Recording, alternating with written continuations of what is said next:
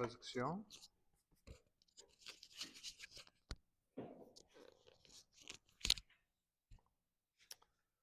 Tournez dans Acte 19.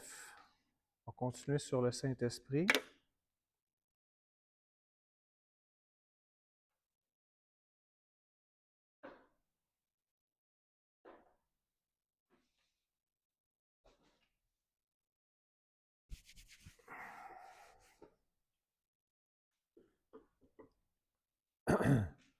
Merci Seigneur pour ce que Ben nous a apporté, Seigneur, sur le fait qu'il y a un esprit qui agit dans les fils de la rébellion, puis on a été extirpés de cet esprit-là pour être ramenés à la vie avec Jésus-Christ par le Saint-Esprit.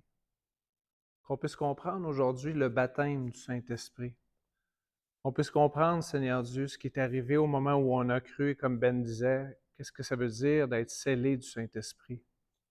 Apprends-nous aussi à travailler avec le Saint-Esprit. Aide-nous à comprendre ce que l'Esprit Saint fait lorsqu'il habite en nous. Montre-nous comment il travaille à nous enseigner, à nous convaincre, comment il veut nous remplir puis nous communiquer des habiletés qu'on a reçues à la nouvelle naissance et comment, Seigneur, faire face aux compromis dans notre vie. Finalement, Seigneur, vers la fin de mon message, aide-nous à comprendre l'amour du Saint-Esprit, l'amour de Dieu déversé dans nos cœurs par le Saint-Esprit. Amen. Aujourd'hui, donc, on va regarder les passages 1 à 40, donc tout le chapitre au complet. C'est une histoire, c'est facile dans Actes de faire un chapitre au complet parce que c'est des histoires. Hein? Fait que c'est quelque chose que tu peux aller lire à la maison, puis aller, aller chercher la leçon concernant notre besoin du Saint-Esprit. Aujourd'hui, si je veux qu'on retienne quelque chose, c'est, comme Ben a dit, qu'on a besoin de passer du temps avec le Saint-Esprit. On a besoin du Saint-Esprit. Donc, qu'est-ce que le baptême du Saint-Esprit? Courte phrase, dites-moi, qu'est-ce que le baptême du Saint-Esprit? À Saint-Michel, ouvrez vos micros, faites des courtes phrases. Qu'est-ce que le baptême du Saint-Esprit?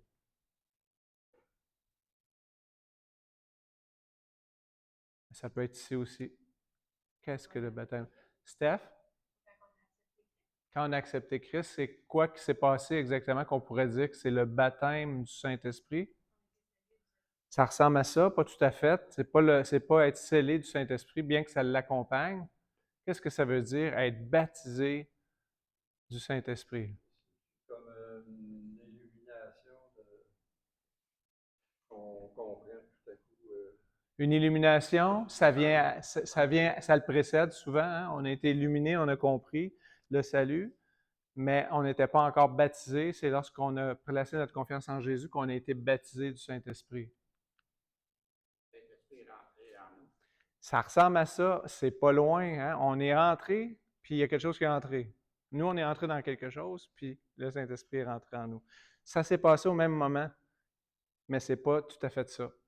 On est mort en Jésus-Christ, OK. puis on est revenu. Oh, que ça ressemble. Dans Romains 6, ça dit, savez-vous que vous avez été baptisés dans sa mort? On était baptisés dans sa mort. On était baptisés en Christ. C'est presque ça, mais pas tout à fait.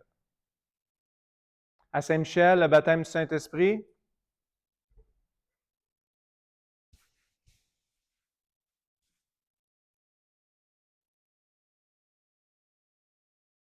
On continue. Donc, il y a, juste avant d'aller dans le baptême du Saint-Esprit, on est dans le deuxième voyage missionnaire. On est passé au travers l'Asie, on est allé en Europe et on est revenu en Asie à Éphèse. Et on est à Éphèse et ce passage à Éphèse-là ici dure 3 ans. 3 ans. Donc, le chapitre 19 se passe sur une période de 3 ans. C'est important. C'est un du moment le plus prospère des voyages missionnaires de l'apôtre Paul. Donc, le baptême du Saint-Esprit, ça veut dire baptisé dedans ou immergé dedans. Donc, c'est le croyant, quand il a cru, il a été placé dans l'Église. Il a fait partie du corps de Christ. Et puis, le Saint-Esprit, c'est lui qui nous tient tous ensemble. On est le corps de Christ sur la terre. Donc, on a été placé dedans l'Église. C'est ce que ça veut dire. On va regarder 2 petits passages à ce sujet-là. On va avancer à la prochaine étape. Excellent. Donc, comme le corps est un et a plusieurs membres, Et comme tous les membres du corps, malgré leur nombre, ne forment qu'un seul corps, ainsi en est-il de Christ. Nous avons en effet été baptisés dans un seul esprit pour former un seul corps, soit juif, soit grec, soit esclave, soit libre, et nous avons tous été abreuvés d'un seul esprit. Prenez un bouchon, mettez-le dans une masse d'eau, puis calez-le dans le fond. Il est rempli de ça dans quoi il est. Ça serait la meilleure image d'être rempli de l'esprit et être baptisé de l'esprit. Okay? Donc, baptisé de l'esprit, je suis mis dans le corps de Christ. Et au même moment, rentre en moi l'Esprit Saint. Donc, je suis dans l'Église et le Saint-Esprit est en moi. OK? Donc, il y a un seul baptême. Éphésiens va nous dire qu'il y a un seul baptême. Puis ici, dans Actes, ça nous parle des croyants juifs, des Samaritains, puis des croyants de toutes les nations, sont tous ensemble. Il n'y a pas de distinction. Paul, il va dire qu'il y a un seul esprit pour former un seul corps. Il n'y a pas une église de gentils, puis une église de juifs, puis tu sais, c'est tout le monde, là. Tout le monde font partie d'un seul organisme qui s'appelle l'Église. Puis Éphésiens 4, il va dire, il y a un seul corps et un seul esprit, comme vous avez aussi été appelés à une seule espérance par votre vocation. Il y a un seul Seigneur, une seule foi, un seul baptême. Donc, il y a plusieurs baptêmes. Il y a le baptême de Jean-Baptiste, il y a le baptême en Jésus-Christ quand tu acceptes le Seigneur. Il y a plusieurs baptêmes, mais il y a un seul baptême que c'est le Saint-Esprit qui t'a baptisé dans un seul corps. Puis dans Éphésiens, il parle de ne pas avoir des divisions entre nous, de ne pas avoir des guerres, puis tout ça, de vivre en paix, en harmonie. Fait qu'il parle d'avoir un seul corps, puis il va parler de pasteur, docteur, prophète, apôtre, pour que le corps soit uni, perfectionné, puis qu'on s'élève ensemble comme un seul organisme. Donc, Dieu a mis tous les croyants dans un seul corps, et l'emphase d'Éphésiens, c'est, comme on a vu la semaine passée, c'est l'amour qui nous relie les uns aux autres. Puis le baptême de l'Esprit, c'est l'incorporation dans l'Église, et c'est unique, et c'est arrivé quand Stéphane a dit, lorsqu'on a cru et qu'on a été scellé du Saint-Esprit. OK. Par rapport à ça, dans l'histoire d'aujourd'hui, on va lire les versets 1 à 7. Pendant qu'Apollos était à Corinthe, Paul, après avoir parcouru les hautes provinces d'Asie, arriva à Éphèse. Ayant rencontré quelques disciples, il leur dit, « Avez-vous reçu le Saint-Esprit quand vous avez cru? » Et ils répondirent, « Nous n'avons même pas entendu dire qu'il y ait un Saint-Esprit. De quel baptême avez-vous donc été baptisés? » Ils lui répondirent, « Du baptême de Jean. » Alors Paul dit, « Jean a baptisé du baptême de repentance, disant au peuple de croire en celui qui allait venir après lui, c'est-à-dire en Jésus. Sur ces paroles, ils furent baptisés au nom du Seigneur Jésus. Lorsque Paul leur eut imposé les mains, le Saint-Esprit vint sur eux, et ils parlaient en langue et prophétisaient. Ils étaient en tout environ 12 hommes. » Donc, le baptême de Jean-Baptiste, c'est un baptême par immersion. Donc, le corps de l'homme est plongé dans l'eau. Le baptême de Christ, est aussi immergé dans l'eau, mais pour Jésus-Christ. Fait que ceux qui n'avaient pas su que Jésus était pour venir, ils se faisaient baptiser en vue d'un sauveur qui était pour venir. Eux autres, ils devaient aplanir le sentier puis préparer la venue du roi. Fait qu'ils étaient sauvés parce qu'ils avaient accepté un Messie à venir, mais ils n'avaient pas été incorporés dans l'Église. Donc, il ne leur dit pas « Croyez maintenant au Seigneur Jésus ». Pourquoi? Ils ont cru à celui qui était pour venir, puis il se trouve que celui qui ont cru qui était pour venir, ben il est venu. Fait que, hey, il est venu, vous pouvez maintenant vous faire baptiser en son nom. Fait que la seule chose qu'ils ont faite, c'est se faire baptiser au nom de Jésus. Ça, c'est le baptême des chrétiens. Mais ils étaient sauvés parce que c'est par la foi qu'on est sauvé. Dans l'Ancien Testament, qu'est-ce qu'il fallait croire pour être sauvé? Il fallait croire que Dieu était le Dieu d'Israël, c'était le seul vrai Dieu. Puis quand Jésus était sur la terre, il fallait juste croire que Dieu, le Père, avait envoyé son Fils Jésus. C'est tout. Si vous croyez en ça, puis vous croyez aux paroles que je vous enseigne, bien, vous allez être sauvés. Mais là, nous autres, depuis ce temps-là, on a besoin de croire plus. On a besoin de croire que Jésus-Christ est le Sauveur envoyé par Dieu, qui est mort pour nos péchés, enseveli, puis le troisième jour, il est ressuscité entre les morts. Donc, il n'y a pas d'affaire de croire, comme à Corneille. Je vous l'ai dit la semaine passée, je suis supposé en parler, mais je vais passer assez rapidement. à Corneille a juste parlé de Jésus, puis pouf, ils ont été remplis du Saint-Esprit. Puis ils ont commencé à parler en d'autres langues. Fait qu'ils n'ont pas eu besoin d'être sauvés, ils l'étaient. OK?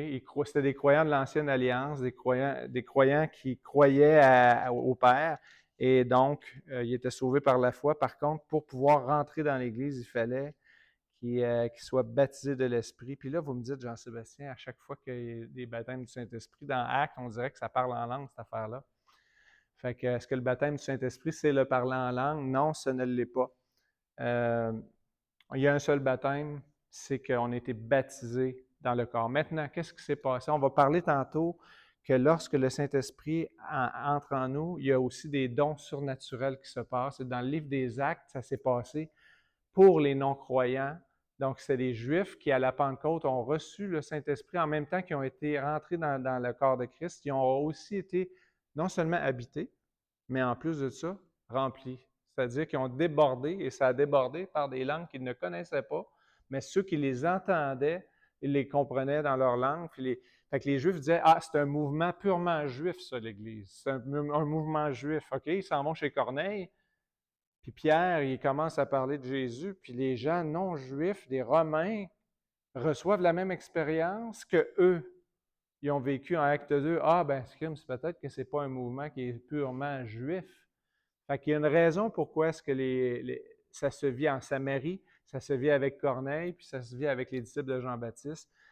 C'est pour que les Juifs disent, ah, c'est pas juste pour nous le salut, c'est aussi pour les autres, que le Saint-Esprit, de façon visible, a été manifesté. C'est une façon de rendre manifeste quelque chose qui s'était passé. Quelques conseils. À chaque section, je vais amener des petits conseils, des choses intéressantes qu'on peut apprendre de ça.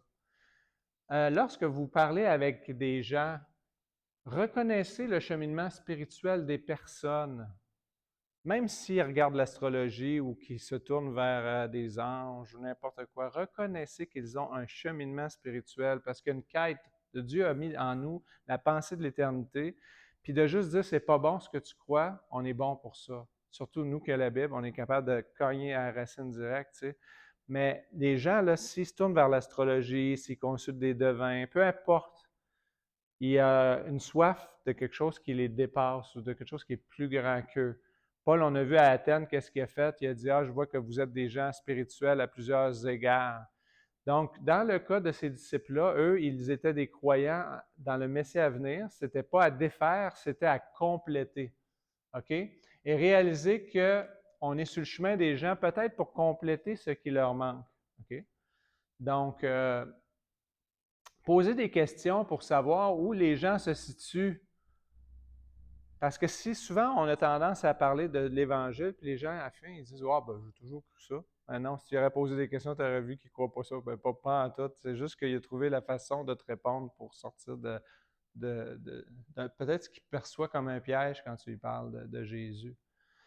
Puis il pose des questions du genre, toi, là, dans ton cheminement spirituel, juste de dire, toi, dans ton cheminement spirituel, tu es en train de dire que c'est pas toi, tu es chrétien, toi, tu as les réponses, lui, c'est un ignorant, il ne connaît rien. Tu es en train de te placer sur le même plancher des vaches avec lui, tu es en train de le laisser réfléchir, puis laisser des questions dans les chaussures des gens, un caillou en dessous du pied, qui à chaque fois qu'ils vont marcher avec la question. Ah, mais Jean-Sébastien, je ne sais pas tout quoi dire après que j'ai fini la question. Laisse-le avec la question. Laisse-le avec la question. Fais juste les laisser avec les questions. Par exemple, la première question, dans ton cheminement spirituel, là, t'en es-tu venu à croire, toi, que tu es sûr d'aller au ciel avec Dieu? Puis là, ben, même si tu ne sais pas quoi dire après, laisse-les avec la question. Qu'est-ce qui ferait que... Avez-vous reçu le Saint-Esprit quand vous avez cru? Tu sais, c'est ça que Paul a fait, il a posé des questions. De quel baptême vous avez été baptisé? Pose des questions. Elle cherche à connaître ton interlocuteur. Puis pense pas que tu es le seul sur la ligne de montage là, ou dans le cheminement de cette personne-là qu'il faut que ça se termine avec une prière puis la repentance. Tu es juste toi, quelqu'un qui a embarqué un gars sur le pouce, tu le lâches à la prochaine sortie. Vois-toi pas comme quelqu'un qu'il faut qu'il fasse tout l'Évangile, sinon ça ne sert à rien. Moi, je ne suis pas entraîné pour ça. Laisse faire. Pars avec ta question. Paul, c'est ça qu'il a fait. Avez-vous reçu le Saint-Esprit quand vous avez cru? De quel baptême vous avez été baptisé? Pose des questions. Puis, en es-tu venu à croire que si tu meurs, tu vas au ciel? Ou qu'est-ce qui ferait que Dieu te laisserait rentrer au ciel? Ça les fait jongler, ça les fait rester avec la question. Vous travaillez après un Jean-Baptiste et votre travail sera suivi par d'autres chrétiens. OK? Fait que pensez pas que vous avez à tout dire. Puis souvent, on s'empêche en tant que chrétien de parler parce qu'on ne sait pas tout ce qu'on va donner comme réponse, alors qu'on est utilisé par Dieu dans dans nos portions, dans notre capacité. Puis je pense qu'on ne peut pas marcher sur l'eau à moins de débarquer de la barque. Si tu parles jamais, tu ne verras jamais de miracle. Tu ne verras jamais le Saint-Esprit venir puis te donner des paroles pour une personne. Si tu n'oses pas, tu ne verras pas la gloire de Dieu. Donc, je vous donne un défi avec le Saint-Esprit, d'ouvrir votre bouche parfois, puis de poser des questions pour savoir où ce que les gens y sont. Donc, on a regardé les versets 1 à 7. L'Esprit habite. Quand on a reçu la vie éternelle, le Saint-Esprit est venu habiter en nous. Il faut attendre les Épîtres pour comprendre qu'est-ce que c'est. Dans le livre des Actes, on trouve pas trop cette information-là, mais dans le livre d'Éphésiens, qui se trouve, on est à Éphèse, donc on va regarder des versets de l'Épître aux Éphésiens.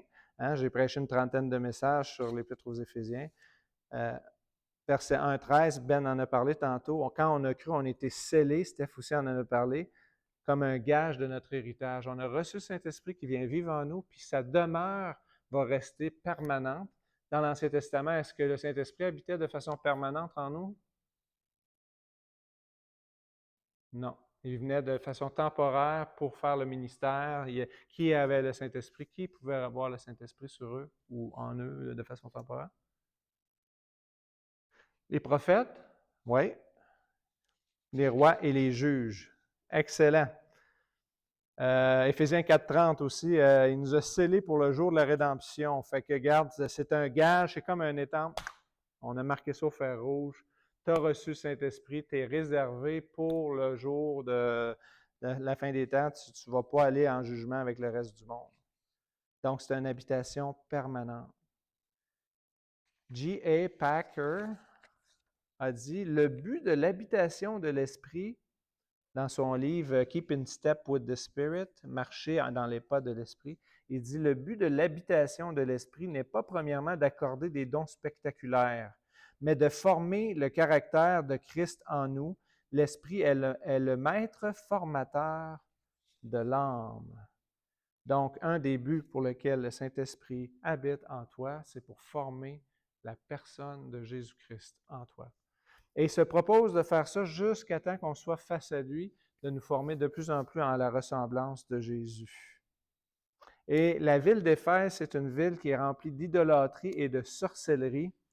Et qu'est-ce que va être le moyen de l'apôtre Paul pour amener l'Évangile dans cette communauté-là? Ça va être d'enseigner. Dans Éphésiens, toujours le même livre, au chapitre 2, versets 20 à 22, c'est écrit, je pense qu'on l'a à l'écran, mais je ne suis pas sûr. Oui. 2, 20 à 22, vous avez été édifiés sur le fondement des apôtres et des prophètes, Jésus-Christ lui-même étant la pierre angulaire. En lui, tout l'édifice bien coordonné s'élève pour être un temple saint dans le Seigneur. En lui, vous êtes aussi édifiés pour être une habitation de Dieu en esprit. Et le mot ici, vous avez été édifiés, c'est aussi construit ensemble, assemblé ensemble. Donc, on a vu que le baptême, c'était d'être ajouté dans le corps. Bien là, on parle d'un immeuble, donc vous êtes des pierres vivantes, chacun pour votre part, puis c'est par le Saint-Esprit que vous avez été mis ensemble pour former une maison spirituelle. Et là, la maison spirituelle, ici, l'édifice, c'est pas toi, c'est le corps, c'est l'Église, c'est tout l'ensemble des croyants. Nous sommes la maison spirituelle de Dieu, puis c'est un temple qui est saint, c'est-à-dire consacré dans le Seigneur. C'est un temple qui est consacré, qui est mis à part dans le Seigneur. Et donc, l'Église va s'élever alors qu'il y a plein d'idoles partout dans Éphèse. Il y a un groupe de gens qui s'éloignent de la sorcellerie, qui s'éloignent de tous ces péchés-là, de divination, peu importe, ils s'éloignent, puis ils forment tranquillement, eux, une habitation de Dieu en esprit. Hein? Donc, ça avait tout son sens à Éphèse. Et c'est fondé sur quoi? Le fondement des apôtres, ou on pourrait dire les enseignements des apôtres et les enseignements de Christ. Donc, la stratégie de Paul, comme à chaque fois quand il rentre dans une ville, qu'est-ce qu'il fait? en premier? Ça va au temple ou au lieu de prière. Il va au lieu de prière s'il n'y a pas de synagogue. Hein? Le temple, lui, est plus à Jérusalem, mais les synagogues, c'est des places où on lisait la Torah ou l'Ancien Testament. Il va aller d'abord où il y a la synagogue. S'il n'y a pas de synagogue, il va aller là où il y a un lieu de prière, où les gens ont soif des choses de Dieu, et il va enseigner. C'est ce qu'on lit au verset 8 à 10. Ensuite, Paul entra dans la synagogue, voyez-vous, encore la stratégie. Il parla librement pendant 3 mois. Il discourut sur les choses qui concernent le royaume de Dieu, s'efforçant de persuader ceux qui l'écoutaient. Voyez-vous comment c'est important, persuader, donner des arguments pour... L'Église est bâtie sur le fondement des apôtres, sur l'enseignement. Hein?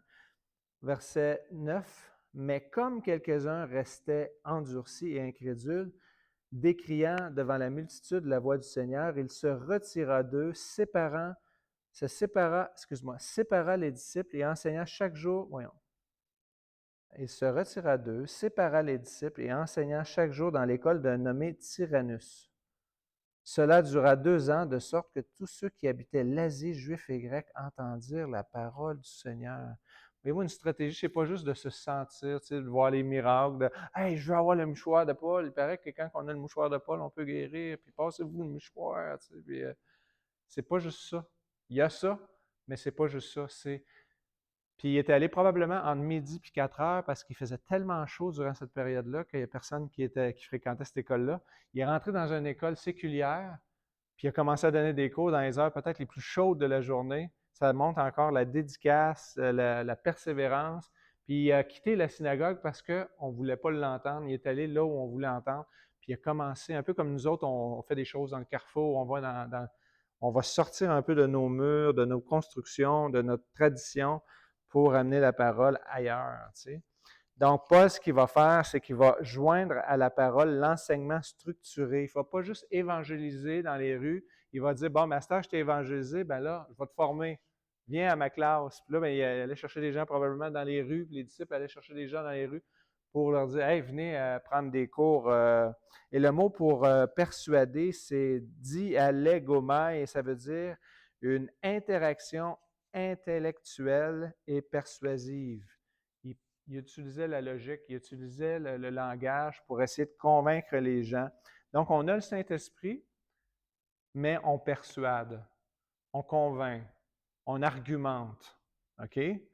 Et donc, Dieu va agir comment? Il agit dans les transformations graduelles du caractère quand une personne s'expose à la parole de Dieu. J. Packer, dans son livre, encore une fois, dans les pas du Saint-Esprit, dit « Le fruit le plus profond de l'esprit n'est pas une explosion de puissance, une jambe qui pousse, des rêves à propos de Jésus, etc. Ce n'est pas la chose la plus extraordinaire. Ce qui est le plus profond, c'est une obéissance lente et constante à la volonté de Dieu.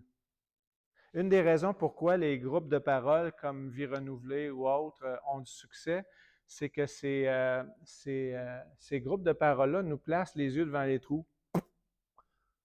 Ils nous ramènent ce qu'on sait déjà, puis ils nous demandent, t'es rendu où par rapport à ça, dans ton obéissance, tu sais, par rapport à ce que Dieu te demande, t'es rendu où? Fait qu'à chaque semaine ou à chaque 2 semaines, on se voit, puis pouf, on remet les yeux devant les trous.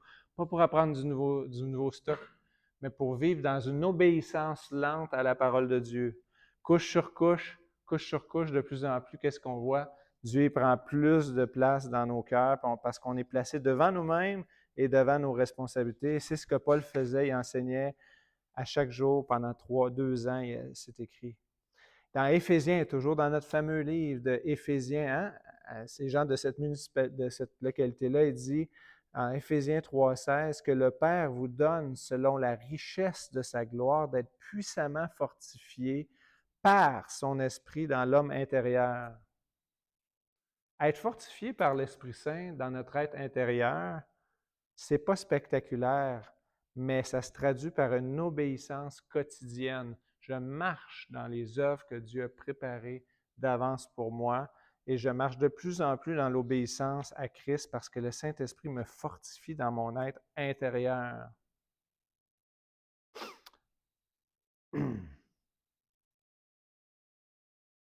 Quelques conseils par rapport à ça. Suis-je dans un processus d'apprentissage quotidien? Hein? Est-ce que j'ai la possibilité de me laisser enseigner ou de me nourrir pour, comme disait Gilles, avoir assez la parole de Dieu qui vient me remettre en question ou me poser des questions sur mes objectifs et ce que je poursuis? Est-ce que l'Esprit m'enseigne par la parole? Est-ce qu'il y a des principes de l'Écriture qui m'aident à discerner l'expérience que je vis? Comment je devrais agir dans ces situations-là, etc. Et est-ce que je tiens un journal, quelque chose qui me permettrait de mettre mes réflexions soit par écrit, soit un enregistrement, soit je parle avec quelqu'un, mais est-ce qu'il y a quelque chose qui me permet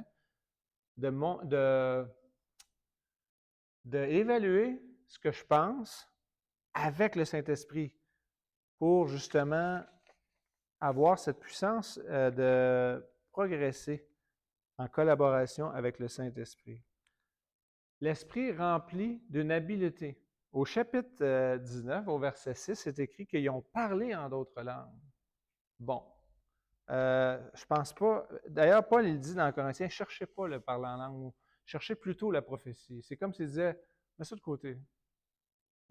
Cherche plus la prophétie. On va en parler tout à l'heure de la prophétie. Mais le parler en langue, ça fait partie des dons que le Saint-Esprit donne pour communiquer. C'est des langues, je ne veux pas trop rentrer là-dedans, là, mais à chaque fois que c'est utilisé, c'est pour dire des merveilles de Dieu. C'est même pas pour parler à l'autre, c'est pour dire des merveilles de Dieu. Et il se trouve qu'il y a des gens qui écoutent sa ligne puis entendent des gens parler dans leur langue des choses merveilleuses. Paul va dire, s'il y a des gens qui parlent en langue, il faut qu'il y ait quelqu'un qui interprète.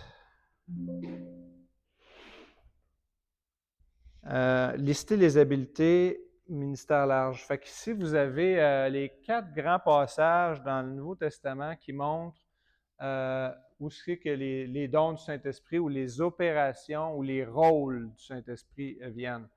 Le premier, c'est dans 1 Corinthiens 12, puis ça a pour but de dire nous sommes tous membres du corps, puis on a tous un petit peu une fonction différente. Et là-dedans, il va dire il y en a qui ont des paroles de sagesse, d'autres qui ont des paroles de connaissance, d'autres qui ont un don de foi. Les autres, là, ils croient contre toute espérance que Dieu va agir, puis ça les permet de progresser, puis d'aider l'Église à progresser aussi. Des dons de guérison, des dons de miracles, des dons de prophétie, le don de discerner des esprits, être capable de voir qu'il y a un esprit méchant qui est à l'œuvre.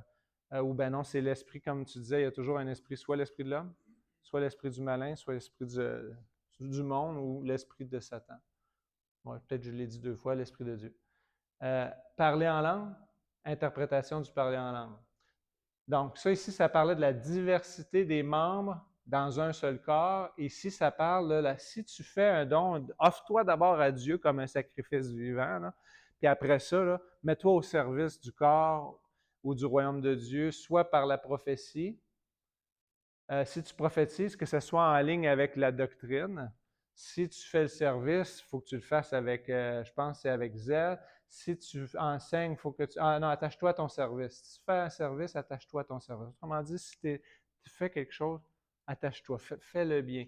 Si tu enseignes, revise ton enseignement. Sois sérieux. Si tu fais des dons, sois libéral, tu sais, quand tu le fais. Quand que tu diriges, fais-le avec zèle, puis quand tu sers les pauvres, là, ben fais-le avec joie. C'était la manière de servir ici. C'était offre-toi à Dieu premièrement, puis ensuite aux autres. Dans Éphésiens 4, ça parle qu'il y a toute une église qui est en train de se construire. Elle va grandir numériquement et en maturité si chacun prend sa place. Hein? Chacun prend sa place, notre église va grandir numériquement et on va grandir à la stature parfaite de Jésus. Et il y a ces 5 dons-là qui sont donnés pour perfectionner l'Église. Puis dans 1 Pierre 4,10, c'est assez général.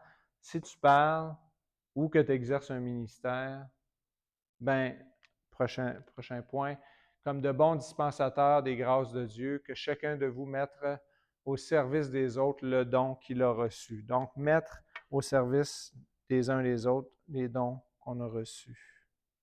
Et donc, le Saint-Esprit, en nous remplissant, il nous donne des habiletés. Chacun d'entre nous, le Saint-Esprit nous donne des habiletés. Quelques conseils. Dans 1 Corinthiens 14, ça dit de chercher l'amour. et d'aspirer aux dons qui édifient. C'est-à-dire que quand tu parles en langue, il n'y a personne qui est édifié, personne ne comprend ce que tu es en train de dire. Fait que je cherche plutôt des dons qui édifient, et surtout d'avoir une parole utile de la part du Seigneur. Tu n'es pas obligé de dire le Seigneur m'a dit. Tu n'es pas obligé de dire le Seigneur m'a montré que.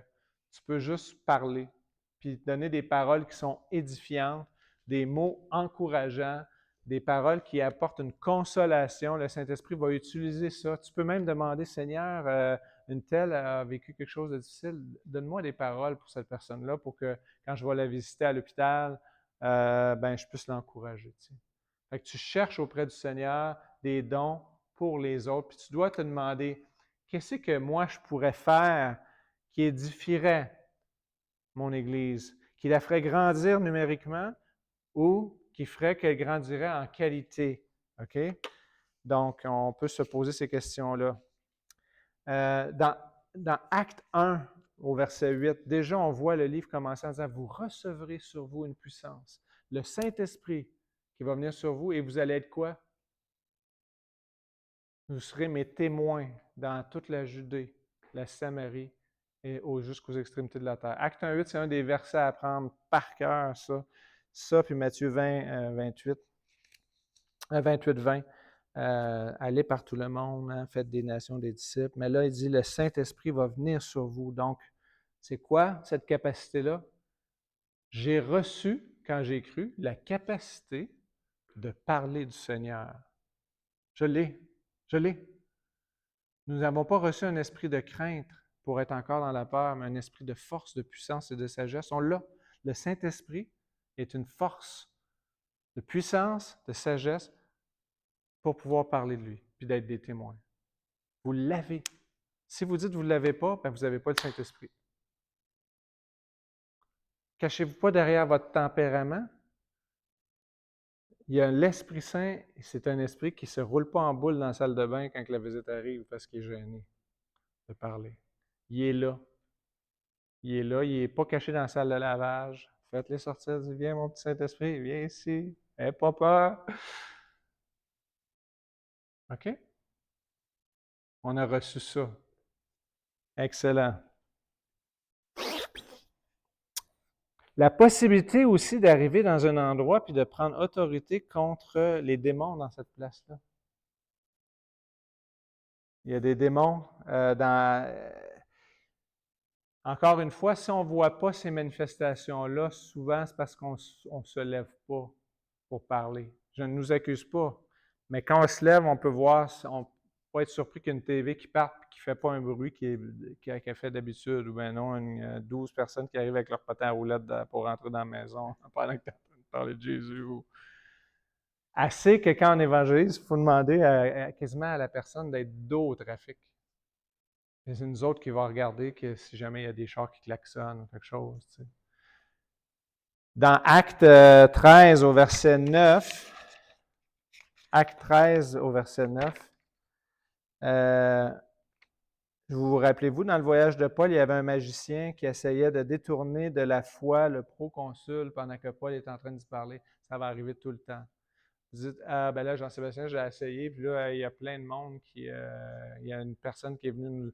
Moi, je veux dire, ici, il y a quelqu'un qui. En tout cas, les gens, ils viennent nous interrompre complètement.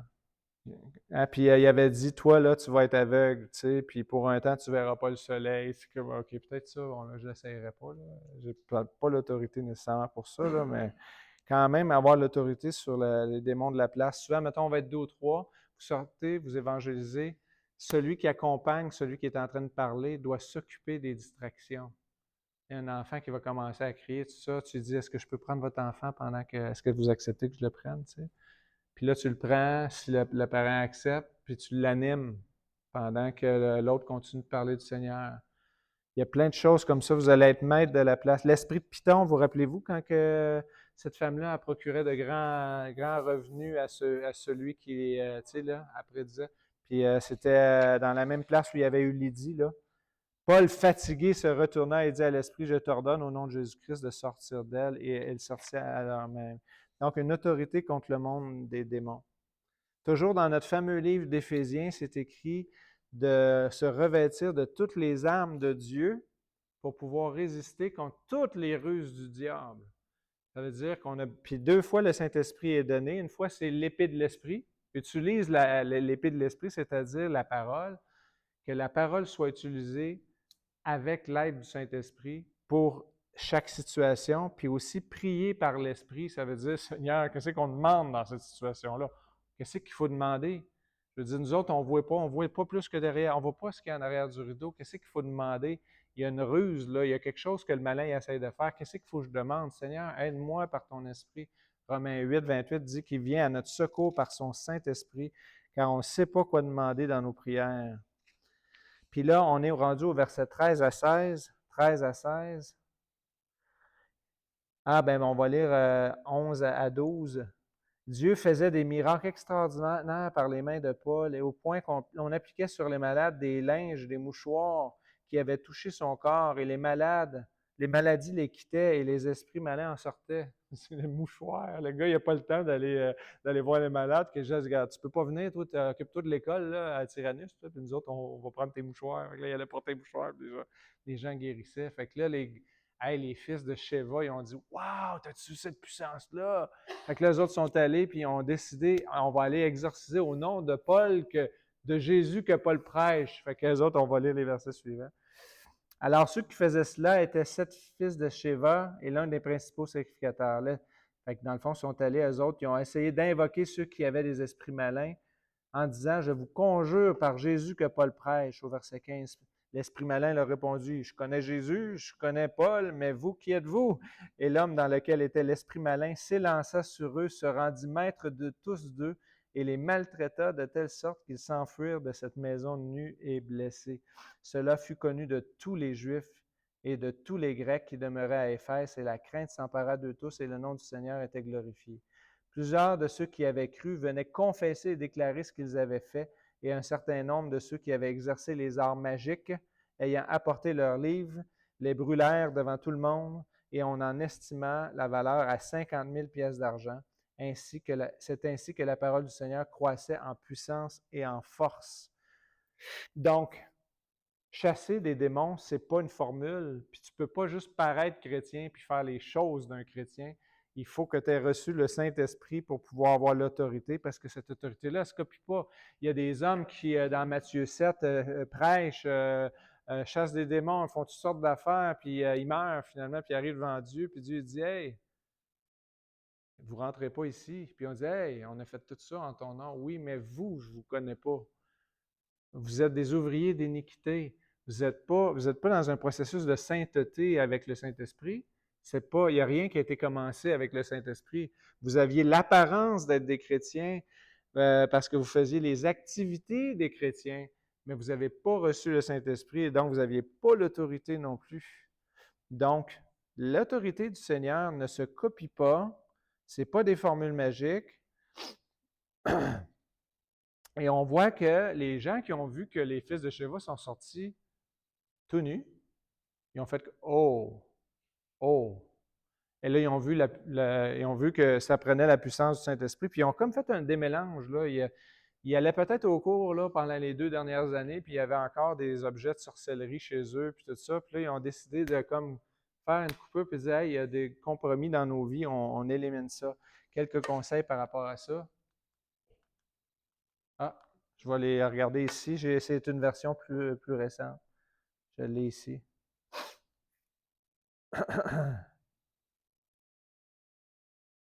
Y a-t-il une tradition familiale que je respectais avant de connaître Christ que je dois cesser? Hein? On a accepté Christ. Et donc, ces gens-là, eux autres, ils avaient comme tradition de faire de la sorcellerie, puis toutes sortes d'affaires la même. Il y en a qui ont accepté Jésus, mais ils continuent à aller lire l'astrologie. Ils continuent à faire des pratiques occultes. Est-ce que je professe suivre Jésus au dehors, mais au dedans, j'ai besoin de naître de nouveau? Y a-t-il un péché qui m'empêche d'être en communion avec Dieu et d'expérimenter le fruit et l'assistance du Saint-Esprit? Fait que dans ces livres de magie-là, on voit que le Seigneur, qu'est-ce qu'il fait? Il travaille avec sa parole, puis il veut amener de plus en plus démélanger. Tu sais, si avant, tu allais voir, tu lisais ton astrologie, puis tu allais voir les 10 os de Bonaventure, tranquillement, tu t'aperçois que c'est une abomination devant Dieu que de consulter les morts. Fait que tu commences à démélanger ta foi puis à nettoyer ça. C'est ça, ça appartient à l'ancienne vie. Vous savez, il y a des places où la religion chrétienne est mélangée avec la sorcellerie. En Haïti, par exemple, il y a la petite poupée là, avec les aiguilles. Là, tu peux être chrétien et faire du vaudou aussi. Là. Il y a comme un genre, il appelle ça du syncrétisme. Puis au Québec, vous allez voir une personne qui est très catholique croire à l'astrologie et à toutes ces affaires-là en même temps, comme d'un gros sac. Mais qu'est-ce que Dieu va faire? Et le Saint-Esprit va être avec sa parole pour commencer à nettoyer et dire ça, ça appartient à ton ancienne vie, mets ça de côté, prie plus les morts, prie plus Marie. Tu sais, il va y avoir comme un genre de nettoyage qui va se faire avec le temps pour avoir un gros feu de joie au milieu de la ville de toutes ces idoles-là qui ont remplacé Dieu dans notre vie. Et là, qu'est-ce qu'on voit? Pour le reste de l'histoire, vous lirez à la maison du verset 21 au verset 40, on voit qu'il y a une réaction, c'est la peur de perdre ce que j'ai. Et là, Démétrius, Paul est sur le point de dire, OK, on s'en va en Europe, on s'en va, on repart. Puis là, il y a un gars qui s'appelle Démétrius, puis lui, il fait un soulèvement, puis il dit, hey, c'est parce que là, notre petite Artémise, là, puis nos petites statues, on ne vend plus ça à personne. Tout le monde, il jette ça dans le feu, là. On va perdre notre économie. Fait que, ils perdaient leurs sous. Et donc, l'obéissance coûte quelque chose. Dans The Cry of the Soul, Dan Allender dit « L'émotion humaine est comme un langage, un cri qui dévoile ce que le cœur aime, craint ou vénère. Quand nous écoutons les cris à la lumière de l'Évangile, nous pouvons comprendre le combat spirituel à l'intérieur. » Y en a-tu qui connaissent ici le prêtre Chiniki? Ouais. T'as lu le livre aussi?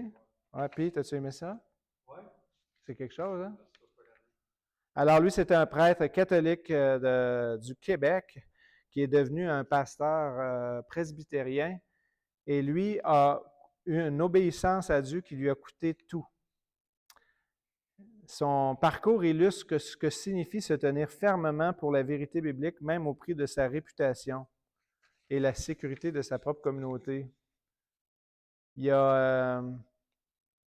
Après avoir été un prêtre respecté, Chiniki a commencé à confesser certaines pratiques de à contester certaines pratiques de l'Église catholique. En fait, il n'a pas protesté, il a juste fait, il est allé aux États-Unis, puis il a eu sa propre Église. Il a commencé à dire que, par exemple, que le pain puis le vin, c'était juste un morceau symbolisant la mort et la... Il n'a pas dit que Jésus était dans les éléments. Par exemple, pour le pape, il disait que l'autorité du pape était soumise à l'Écriture. Il disait juste qu'on se soumettait au pape, mais si ça c'était dans l'Écriture, dans le cadre de l'Écriture. Fait que là, bon, il a demandé, peux-tu nous dire que tu te soumets au pape? Oui, je me soumets au pape selon l'Écriture. Là, ça a passé. Puis après ça, ils ont relu ça, puis ils ont dit non, non, pas selon l'Écriture. Ils ont demandé, enlève selon l'Écriture, tu sais. Puis il dit, si vous ne l'enlevez pas, je vous excommunie. Fait que là, il a été excommunié, mais tu sais, il a été défendu, lui, par Abraham Lincoln, qui était avocat avant d'être président des États-Unis. Et donc, il a été suspendu, il a été attaqué publiquement et il a été excommunié. Et malgré ça, il a tenu bon, convaincu que la vérité de l'Écriture prévalait sur les traditions humaines. Dans les 50 ans dans l'Église de Rome, il a écrit le livre 50 ans dans l'Église de Rome, il a écrit « J'ai vu que pour suivre Christ, il me fallait quitter tout ce que j'aimais, affronter l'opprobre et marcher seul sur un chemin inconnu, mais j'ai aussi vu que sa lumière me guidait et j'ai su que l'Esprit me soutiendrait. » Quelqu'un me disait dernièrement, ouais, ça c'est les fils de Sheba. OK, tu l'as ici, parfait, excellent. Je pense que de toute façon, merci. Merci. Fait que, moi, ma tante, là, elle est devenue chrétienne, là, puis toute ma famille l'a rejetée, là. Est-ce que je devrais devenir chrétien? Oui. Ouais, mais là. Ouais, mais regarde, les deux mains percées de Christ t'accueillent. S'il a été rejeté, ça ne veut pas dire que tu vas faire des niaiseries. Peut-être que ta tante a fait des niaiseries, puis elle s'est fait rejeter parce qu'elle a fait des niaiseries. Là, des fois, en tant que chrétien zélé, on envoie le monde en enfer, puis qu'on n'est pas sage au début. T'sais. Fait que Dieu te donne la sagesse, mais il faut que tu t'attendes que ça peut arriver. Mais Jésus a dit, si tu comptes pas tes soldats avant d'aller à la guerre, tu es comme ou quelqu'un qui bâtit une maison puis qui ne compte pas les matériaux puis qui a juste de quoi faire la fondation, puis tout le monde passe puis dit hey, gars, ça c'est un beau projet, mais il n'y aura pas assez d'argent pour le terminer. Fait que Jésus il dit si tu veux me suivre, il faut aussi que tu prennes ta croix puis tu me suives. Je crois que c'est ça que ça veut dire, que la vie chrétienne est coûteuse, puis des fois il faut s'afficher. Il faut s'afficher puis dire ben regarde, c'est ça, c'est ça. Puis c'est ce que ça a fait. Les gens, ils ont pris garde, on s'affiche, mais ils ont fait un grand feu de joie, mais il y a des gens comme l'orfèvre, là, le monsieur Démétrius, n'a vraiment pas été gentil. Fait que je pense que c'est ça par rapport au compromis. Je pense que c'était les dernières phrases par rapport à ça. Fait que je vais terminer sur ouais. Y a-t-il un péché qui m'empêche d'être en communion avec Dieu? Parfait. Je vais finir avec deux petits versets pour terminer sur l'amour de Dieu déversé par le Saint-Esprit. Dans Romains 5, 5, quel beau passage. L'espérance ne trompe point, parce que l'amour de Dieu est répandu dans nos cœurs par le Saint-Esprit qui nous a été donné. Une des choses que le Saint-Esprit fait quand il vient habiter dans ton cœur, c'est de te remplir de l'amour de Dieu. Qu'est-ce qu'il va faire? Jésus a dit, c'est avantageux que le Saint-Esprit, là, et que je parte parce que le Saint-Esprit va venir, puis il va prendre ce qui est à moi, puis il va vous le donner. Il va prendre ce qui est à moi, puis il va vous le donner. Il va vous enseigner aussi. Hein? Et qu'est-ce que le Saint-Esprit va faire? Il va nous remplir de l'amour du Père pour son Fils. Le Saint-Esprit va venir témoigner à notre esprit qu'on est enfant de Dieu, puis on est aimé comme Dieu, le Père, aime son Fils. On va être rempli de l'amour du Père. Deuxièmement, on va être rempli de l'amour du Fils pour son Père. Jésus dit, moi je l'aime mon Père parce que je fais toujours ce qui lui plaît. Le Saint-Esprit va venir me remplir de l'amour de Jésus. Puis Jésus, il disait, moi là, je ne fais pas ma propre affaire. Je ne fais pas ma propre affaire. Ce que je vois le Père faire, je le fais parce que je suis son apprenti, j'aime mon Père et je fais tout ce qui lui plaît. Le Saint-Esprit va venir nous remplir de l'amour du Fils au point qu'on va dire, Père, moi je veux faire les choses pour toi. Je veux marcher pour toi. On ne va pas faire notre propre affaire, on va faire son affaire à lui. Il va aussi nous remplir de l'amour communautaire. Saint-Esprit, le Père aime le Fils aime le Père, mais le Saint-Esprit, lui, c'est le troisième dans la boucle. Lui, il nous parle de l'amour communautaire, que Dieu n'est pas juste face à face, il est aussi ensemble. Il est ensemble. Et à quoi ça vous fait penser, ensemble? À l'Église. Dieu dit, j'inclus le monde avec moi, et c'est ce qu'il appelle l'Église. Et donc, il nous inclut dans la Trinité, si on peut dire. Donc, la communauté. Et Jean, il va dire, tu aimes le Père, ben, tu vas aimer celui qui est engendré par lui. Donc, il va avoir, l'amour du Saint-Esprit va nous amener à servir les gens de l'Église aussi. Et finalement, il va nous remplir de l'amour de Dieu qui dit, ah, on aurait pu rester trois. Mais on veut que le monde connaisse. On veut que le monde connaisse. Tu vas être poussé par le Saint-Esprit à parler à ton barbier. Tu vas être poussé à aimer les gens, d'abord dans la prière.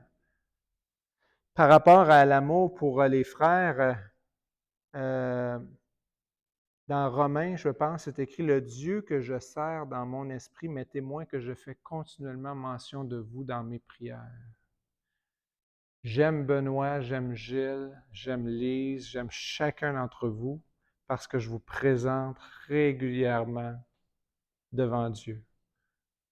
Tu peux me mettre dans une chaise roulante, tu peux me mettre sur un sérum, je peux encore servir Dieu dans mon esprit pour chacun d'entre vous. Le Saint-Esprit nous remplit d'amour pour qu'on puisse prier pour l'Église, pour les gens à Saint-Michel, pour les gens qui font partie de notre communauté. Hein? Donc, un amour on sert Dieu dans notre esprit humain. Il nous remplit d'un amour qui déborde à la fois sur la famille de Dieu, puis à la fois sur les perdus.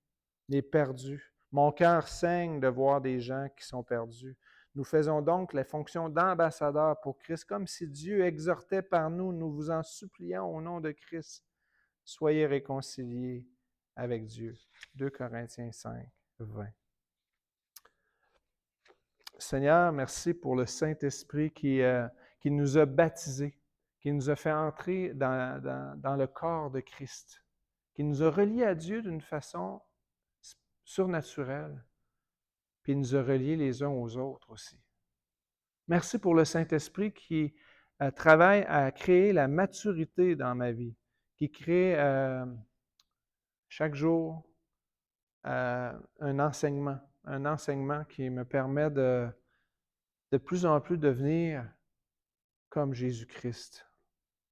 Merci aussi pour l'Esprit Saint qui a placé des hommes et des femmes dans le corps de Christ, chacun avec ses dons, pour qu'on puisse aider cette Église à grandir numériquement et grandir à la stature parfaite de Jésus.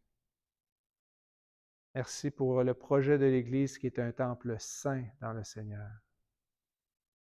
Merci qu'on a reçu un esprit de force, de puissance et de sagesse. Merci qu'on a reçu le Saint-Esprit pour être des témoins. Ça commence par la prière. Ça commence par dire, Seigneur, j'ai la chienne quand il faut que je parle. Mais je te demande, Seigneur, de m'utiliser. Utilise-moi, Seigneur. Remplis mon cœur de compassion pour ceux qui se perdent. J'avoue que quand je me promène dans le monde, je ne vois pas les gens comme perdus. Je les vois juste comme occupés avec leur vie ou je suis occupé avec ma propre vie. Seigneur, veux-tu remplir mon cœur de ton amour pour ceux qui se perdent, pour que je puisse être utilisé par toi? Aide-moi, Seigneur, à des fois à poser des questions sans nécessairement tout connaître la réponse, puis comment je pourrais répondre à cette personne-là. Puis, Seigneur, merci pour l'Esprit Saint qui habite en chacun de ceux qui ont cru. Et je te prie que notre désir le plus sincère, ce serait de ne pas interrompre cette relation-là, de ne pas interrompre cette communion, de te laisser être le maître de notre tempérament, de nous enseigner, de nous dire quand nos pensées sont liées à un autre esprit, esprit malin, esprit de ce monde, esprit de l'homme. Aide-nous à discerner qu'est-ce qui dirige nos vies, Seigneur. Puis merci encore pour le chapitre 19 du livre des Actes, qui nous instruit beaucoup sur comment tu travailles avec ton Saint-Esprit. Au nom de Jésus, Amen.